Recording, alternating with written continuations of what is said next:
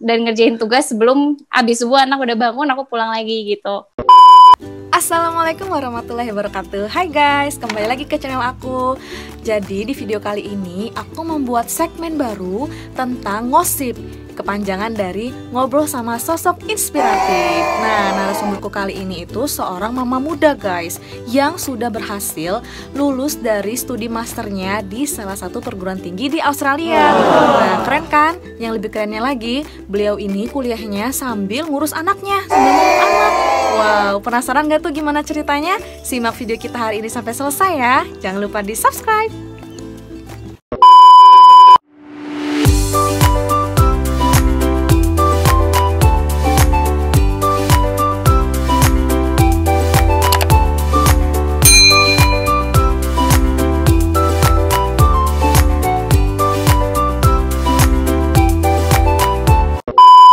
Sekarang aku udah tersambung nih sama narasumber kita hari ini, yaitu seorang sosok yang inspiratif, seorang mama muda yang sudah lulus studi masternya di salah satu perguruan tinggi di Australia. Langsung aja kepada narasumber, langsung memperkenalkan dirinya seputar nama, pendidikan, dan pekerjaannya sekarang dan asal dari mana. Halo. Hai. Iya, apa kabar nih di sana? Alhamdulillah baik. Iya, nama panggilannya Rahma aja ya. Terus kalau sekarang pekerjaan, karena si corona ini lagi di rumah dulu aja, belum kerja dulu karena lagi merawat 2 bayi dan balita. Terus asalnya dari Bandung. Terus sebetulnya pekerjaan utamanya dokter. Kemarin ngambil S2-nya itu Public Health di UNSW di Sydney. Alhamdulillah. Aku manggilnya Rahma aja ya, karena kita ini seumuran guys. Nah, langsung aja nih, kita nggak usah lama-lama nih, karena Rahma punya kesibukannya sendiri habis ini. Aku langsung nanya ke pertanyaan yang pertama nih Rahma. Motivasi Rahma untuk lanjut S2 saat itu apa sih? Kan yang kita tahu Rahma udah nikah, suaminya juga dokter nih, udah kerja, dan udah punya anak. Ngapain lagi ibaratnya kan ngambil S2 tuh, motivasinya apa? Sebetulnya dari awal ngambil dokter itu biasanya pilihan utamanya itu adalah ngambil spesialis kan. Cuman ngelihat kondisi karena punya anak, terus suami juga mau sekolah, jadi kan gantian nih. Aku pikirin apa kira-kira ilmu yang bisa ngembangin profesi aku tanpa meninggalkan dunia kesehatan, tapi sekolahnya nggak selama sekolah spesialis gitu. Dan kebetulan memang senang sama public health dari zaman waktu kuliah gitu. Jadi pada akhirnya aku ngambil kuliahnya jurusan public health itu. Terus baru cari beasiswa setelah nentuin keinginannya apa. Aku cari beasiswa dan kebetulan dapetnya dari LPDP. Gitu.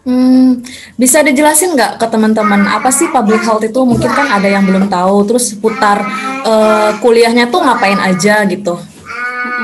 Sebenarnya kalau public health itu ilmu general. Teman-teman kuliahku pun asalnya backgroundnya bukan cuma dari kesehatan, ada yang dari manajemen, ada yang dari industri, bahkan ada yang insinyur. Karena seharusnya sih kalau suatu sistem negara yang baik itu adalah membuat sistem yang semuanya berorientasi kepada kesehatan, apapun itu sektornya gitu. Nah di public health ini ilmu yang dipelajarin luas banget ya, makanya ada beberapa kayak semacam penjuruan atau spesifikasi yang diambil waktu kemarin S2. Ada yang misalkan interestnya memang ke kesehatan ibu dan anak, ada yang interestnya ke masalah pencegahan infeksi, ada juga yang menangani outbreak kayak yang sekarang ya, dan pandemi. Luas banget, bahkan sampai ngurusin tentang ekonomi kesehatan kayak semacam asuransi kesehatan, BPJS kalau di kita ya, BPJS kesehatan di Indonesia gitu. Terus kenapa milih kuliahnya itu di Australia? Kenapa nggak di Indonesia aja? Secara kan Rahma asalnya dari Indonesia, terus orang tua di Indonesia. Maksudnya kalau misalkan Rahma kuliahnya di Indonesia kan ada yang bantu jagain anak gitu. Kenapa di Australia? Sebenarnya itu selain untuk ilmunya sendiri, yang dicari itu adalah pengalaman belajar ya. Dan kalau ya tidak bisa dipungkiri juga kalau yang namanya universitas yang besar dan sudah lebih berpengalaman itu banyaknya memang di luar negeri ya, dan yang dia ilmunya global banyaknya di luar negeri. Walaupun topnya itu sebetulnya untuk public health itu ada di Amerika ya, John Hopkins University misalkan. Nah, cuman setelah aku lihat program belajarnya yang di Australia itu juga nggak jauh beda gitu kurikulumnya, terus spesifikasi ilmu-ilmu yang aku pengennya juga nggak jauh beda dari Australia, dan lokasinya itu dekat sama Indonesia gitu. Jadi waktu itu pikirnya kalau sampai ada apa-apa pun pulang cepet lah gitu itu. Benar. Kan ya. Iya. Iya, terus kebetulan program master yang nerima untuk hanya 1 tahun itu terbatas. Rata-rata kalau di Europe sama di Amerika itu 2 tahun, di Jepang juga 2 tahun. Nah, kebetulan di UNSW ini ada program 1 tahun untuk yang master by coursework-nya. Jadi bisa lebih cepat selesai sih, walaupun lumayan padat kuliahnya. Tadi Rahma bilang kuliahnya itu pakai beasiswa LPDP ya? Nah, pas ngelamar beasiswanya itu ada pengalaman berkesan nggak? Yang berkesannya adalah pada saat yang bersamaan aku diterima beasiswa, pada saat yang bersamaan aku tahu aku hamil. Hamil jadi itu anak lumayan kedua? Anak pertama. Yang pertama. Oh iya. Berarti udah lama ya keterima beasiswanya itu? Iya, jadi sebetulnya aku menunda selama 1 tahun ya. Harusnya kuliah lebih cepat, tahun 2017 itu harusnya udah kuliah. Cuman karena aku hamil, terus masih kerja juga, aku minta pengajuan pending ke LPDP-nya untuk kuliahnya tahun depannya gitu. Dan ke kampusnya juga, karena sebenarnya sebelum aku daftar LPDP itu, aku udah daftar universitasnya dulu, udah diterima dulu, baru aku daftar LPDP. Nah, jadi kedua belah pihak aku ajuin untuk pending dulu gitu. Tapi ada konsekuensinya nggak pas minta pending itu? Ada banget, ada. Jadi karena kebijakan pemberi beasiswa tiap tahun juga ada perubahan ya. Salah satunya itu pas zamannya aku LPDP, tunjangan keluarga untuk yang magister tuh udah nggak ada. Jadi hanya ada biaya hidup untuk awardee-nya aja. Kemudian program yang aku ambil, besaran biayanya nggak boleh lebih mahal dari yang aku ajukan sebelumnya. Padahal dalam rentang waktu 1 tahun itu kan pasti ada inflasi, terus biaya sekolah pun naik gitu ya. Jadi memang cukup sulit sih gimana tetap bisa milih sekolah yang sesuai ke kriteria dari LPDP-nya gitu. Itu kan Rahma kuliahnya sambil ngurus anak ya. Bagaimana tuh cara manajemen waktu antara kuliah sama ngurus anak? Sama ngurus suami juga pastinya. Itu lumayan. Jadi dari awal berangkat udah komitmen juga sama diri sendiri kalau tanggung jawab utamanya tetap ke keluarga ya, ke suami dan anak gitu. Jadi di awal udah set low expectation dulu nih, jangan sampai pengen idealis kuliahnya sempurna terus cemerlang gitu ya, karena udah pasti kan bagi perannya cukup berat. Cuman alhamdulillahnya suami suportif ya, jadi kita gantian. Kalau misalkan saya lagi kuliah yang pegang anak ya suami gitu. Kalau misalkan saya pulang, saya pegang anak dan suami kerja biasanya gitu. Karena kan untuk biaya hidup kita nggak ada buat keluarga ya. Jadi mau nggak mau suami di sana cari kerja. Terus memastikan dulu kalau pulang ke rumah itu kalau bisa udah selesai dulu tugas-tugas. Karena kalau udah sampai rumah itu agak-agak sulit ya ngerjain tugas sambil ngomong balita tuh lumayan. Belum capeknya ya? Jadi paling kalau bayi belum bangun atau misalkan memang lagi main gitu sama ayahnya, harus memanfaatkan waktu sebisa mungkin. Memang jadinya istirahatnya agak kurang, tapi itu konsekuensinya ya kalau misalkan mau menjalankan ketiga peran itu sekaligus. Tapi berarti Rahma nggak punya me time atau bisa men-set me time-nya di kampus? Kalau buat aku sih udah bisa belajar kelompok bareng teman-teman pada saat itu pun udah termasuk me time ya. Karena me time-nya dengan cara lain ya.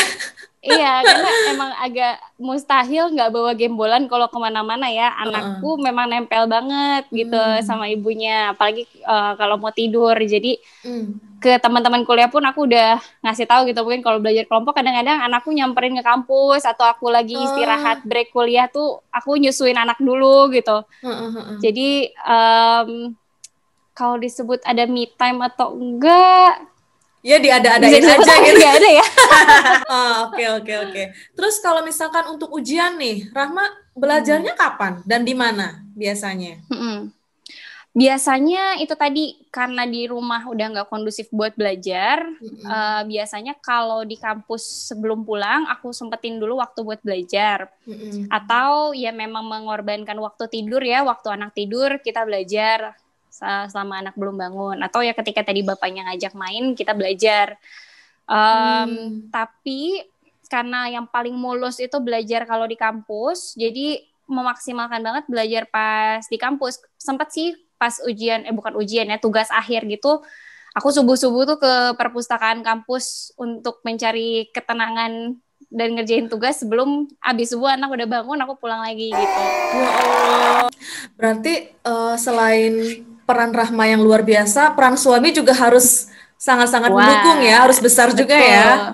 Betul, itu Ya. harus di briefing sejak awal sebelum kita berangkat kuliah loh. Kalau untuk makan sehari-hari, Rahma masak atau enggak untuk anak sama suami? Oh, jelas masak, karena kalau beli mahal.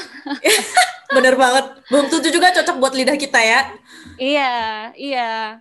Apalagi pas awal-awal datang namanya ke negara orang, kerasa nggak sih kita takut banget karena kita selalu merubah kurs dari rupiah ke dolar gitu. Bener banget. Jadi semua dihitung gitu kan rasanya. Harus jeli banget. Terus masaknya kapan? Pagi sih gampang ya, maksudnya karena bisa makan cereal atau cuman kayak bikin omelet doang gitu, masih hitungannya gampang. Cuman biasanya untuk makan siang sama makan malam udah dimasak dari pagi gitu, dan menu tuh nggak ganti terus-terusan ya, maksudnya kalau siang makan itu ya udah malam makan itu lagi gitu. Apalagi awal-awal pindah kayaknya cuman telur tempe tahu diputer, soalnya itu yang murah. Ada nggak pikiran untuk ngelanjut spesialis atau S3? Kalau untuk spesialis kayaknya nggak dulu, karena mendahulukan suami ya. Suami dulu yang mau spesialis? Iya. Dan kalau untuk S3, aku nunggu anak-anak pada sekolah dulu. Karena memang komitmen sih, pengen 5 tahun pertama anak-anak tuh semua di tangan aku dan suami ya. Jadi pengen bener-bener anak berkembang kayak apapun tuh hasil karya ayah dan ibunya selama 5 tahun pertama gitu. Oke, Rahma, terakhir nih, pertanyaan terakhir. Ada nggak pesan dari Rahma untuk ibu-ibu di luar sana yang insecure punya pendidikan tinggi atau yang ragu untuk melanjutkan pendidikannya karena udah punya anak? Buat apa sih gue ngelanjutin lagi sekolah sementara gue udah punya anak gitu, ujungnya juga di dapur juga gitu kerjanya. Ada nggak pesan dari Rahma? Pesannya adalah kalau sekolah lagi itu sebenarnya bukan cuma ilmu yang kita pelajarinya, tapi pengalaman selama menimba ilmunya yang itu menurutku berharga sekali dalam mengelola kehidupan sehari-hari, masalah sehari-hari gitu ya. Dan kita berilmu tinggi itu menjadi motivasi juga loh buat anak nantinya dia untuk mengejar pendidikan, karena walaupun akhirnya ke rumah lagi ya, karena memang fitrah kita perempuan memang untuk kerjain urusan rumah. Setuju. Ya. Tapi seenggaknya dengan pemikiran yang terolah selama kita sekolah itu, kita lebih berkembang buat mendidik anak atau ngambil keputusan dalam rumah tangga gitu. Dan yang jangan sampai ngeganggu pikiran ibu-ibu adalah kalau misalnya kita lihat kok yang itu udah sekolah, kok saya belum gitu. Atau kok kayaknya saya di rumah aja, kayak aku sekarang gini kan udah sekarang di rumah aja gitu, udah ngerasain sih dulu jadi ibu bekerja, jadi ibu sekolah, sekarang ibu yang di rumah aja. Pada akhirnya itu ya memang karena setiap orang bakal punya timingnya masing-masing gitu. Mungkin nggak sekolah sekarang, nanti mungkin orang lain yang sekolah sekarang ngurus anak di rumahnya nanti gitu. Jadi itu cuma masalah waktu aja gitu kan. Kita nggak kejar-kejaran juga kapan kita mau sekolah atau kapan kita mau di rumah aja gitu. Yang pasti dari semua pilihannya harus dinikmatin aja ya, disyukuri, dan semuanya pasti akan datang pada waktunya. Dan akan indah pada waktunya tentunya. Iya. Iya. Oke Rahma, makasih banyak ya. Tapi nih, sebelum ditutup sesi kita hari ini, aku ada sedikit quick questions buat Rahma. Jadi kayak aku ngasih pertanyaan ke Rahma, pilihan, Rahma harus jawab tapi nggak boleh mikir, harus cepat gitu. Misalnya A atau B, B atau C gitu ya. Nggak penting kok, ini hanya pertanyaan random aja. Hanya untuk seru-seruan aja.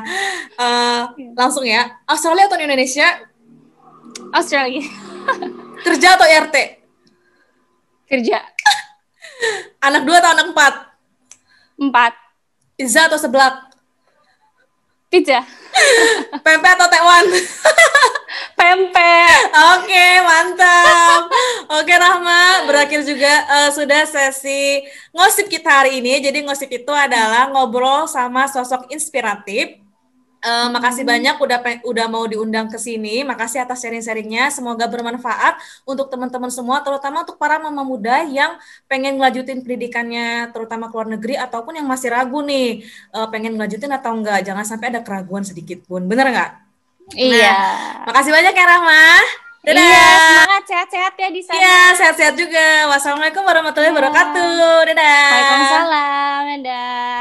Nah guys, selesai sudah ngosip kita hari ini, ngobrol sama sosok inspiratif. Semoga sharing hari ini bermanfaat untuk kita semua, terutama untuk para wanita yang masih ragu nih, pengen lanjutin S2 S3-nya tapi ujungnya bakal ke dapur lagi. No, jangan berpikir kayak gitu lagi ya guys. Oke, makasih banyak ya udah nonton sampai selesai. Jangan lupa di subscribe, like, dan komen. Follow juga Instagram aku karena aku bakal sering update tentang aktivitas dan kehidupan sehari-hari selama berada di Jepang, dan juga tentang gosip-gosip bersama sosok inspiratif lainnya yang bakal keren-keren banget. Makasih banyak ya. Wassalamualaikum warahmatullahi wabarakatuh. Dadah.